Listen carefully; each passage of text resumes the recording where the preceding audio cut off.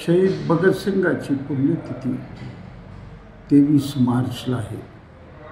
शहीद भगतसिंगांनी safety bill आणि industrial dispute act विरोधात ब्रिटिशांनी जो कायदा आणण्याचा प्रयत्न केला त्याच्या विरोधात 8 एप्रिल 1929 रोजी लोकसभेमध्ये त्यांनी बॉम्ब फेकला आणि सरकारच्या स्वाधीन झाले. ते भान हिंसात्मक नव्हतं, फक्त लोकांचा आवाज, श्रमिकांचा आवाज, जनतेचा आवाज ब्रिटिश सरकारच्या कानावर पोचावं म्हणून हे केलेला प्रयोग होता. त्याच्यामुळं कुणी जखमी झाले नाही, कुणाला इजा झालं नाही, पण पूर्ण देशभर या संबंधीची प्रतिक्रिया उमटली. त्याला अनुसरूनच देशामध्ये मोदी साहेबांनी 29 कामगार कायद्याचं 4 कामगार कायद्यामध्ये रूपांतर केलं. कैक वर्षापासून रक्त सांडून तुरुंगामध्ये जाऊन लाठ्या काढून पीएफचा कायदा असेल, ग्रॅज्युटीचा कायदा असेल, पेन्शनचा कायदा असेल, बोनसचा कायदा असेल, हक्करजाचा कायदा असेल, किमान वेतनाचा कायदा असेल, असे 44 कायदे निर्माण करायला कामगार चळवळीनं भाग पाडलं. परंतु मोदी साहेबांनी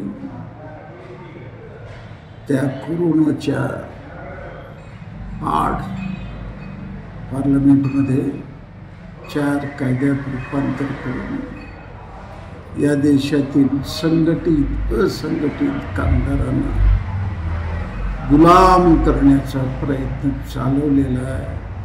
अक्षरशः वेठबिगार होणार, त्यांना कामाशिवाय कसलाही मोबदला मिळणार नाही. जसं जंगलामध्ये जनावरं राहतात तसं कामगाराची अवस्था करायचा प्रयत्न सुरू झालेला. या विरुद्ध कामगार रस्त्यावर येऊ नये म्हणून केंद्र आणि महाराष्ट्र शासनाने अनेक जुलमी कायदे केले. त्यातला मुक्का कायदा सुद्धा आपल्याला माहीत आहे, UAPA सुद्धा कायदा आपल्याला माहीत आहे.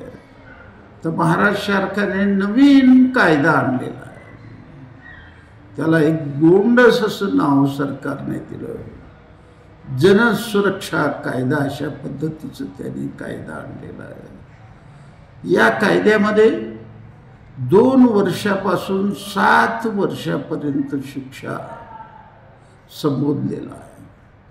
सर्व गुन्हे अजामीनपात्र असतील. तुम्हाला कोणत्याही कोर्टामध्ये दाद मागता येणार नाही. तुमचे कुटुंबीय, तुमचे कच्चे बच्चे, तुमची संपत्ती, तुमचं घर जप्त करण्याचा सुद्धा अधिकार सरकारने आपल्याकडे घेतलेला आहे. तुम्हाला उपोषण करण्याचा, सत्याग्रह करण्याचा, मोर्चा काढण्याचा, संप करण्याचा, सरकार विरुद्ध केवळ शिष्टमंडळाच्या स्वरूपात तक्रार मांडणं सुद्धा प्रतिबंध करण्यात आलेला आहे. पूर्णपणे पोलीस राज निर्माण करण्याचा प्रयत्न सरकारचा चालू आहे. एका बाजूला हिंदू विरुद्ध मुस्लिमांना भडकवायचं आणि दुसऱ्या बाजूला असे कायदे आणून या देशातले अदानी अंबानी यांच्या हातामध्ये देश ठेवायला भारतीय जनता पक्ष त्यांचं सरकार चालवलेलं आहे. शहीद भगतसिंगाच्या दिनी शेकडो कामगार पूनम गेटवर जमूया, शहीद भगतसिंगला अभिवादन करून या विरुद्ध लढण्याची शपथ घेऊया, अशा पद्धतीचं आव्हान सीटूच्या वतीनं सोलापुरातील तमाम जनतेला मी करत आहे.